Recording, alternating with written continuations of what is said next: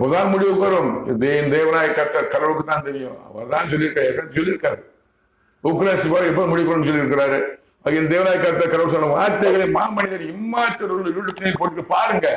எத்தனையோ பொழுதுபோக்கு சேனல் பாக்குறீங்க, பயனற்ற சேனலை பாக்குறீங்க, இதையும் பாருங்க.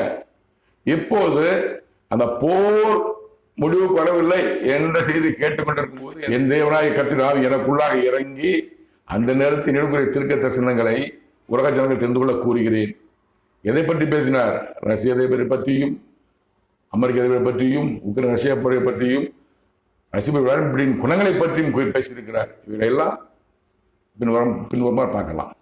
அலாஸ்காவில் நடந்த அமைதி பேச்சுவார்த்தை, உக்ரைன் ரஷ்யா போரை முடிவுக்கு கொண்டு வரும் அமைதி பேச்சுவார்த்தையில் முடிவு கொண்டு வர வேண்டும் என்ற ஆர்வத்தில் இருந்தவர் யார்? Donald Trump. இல்லை, முடிவுலாம் கொண்டு வர முடியாது, நான் வர்றேன், நட்பா பழகிறேன், கூட்டத்துக்காக மரியாதை கொடுக்குறேன்னு சொல்லி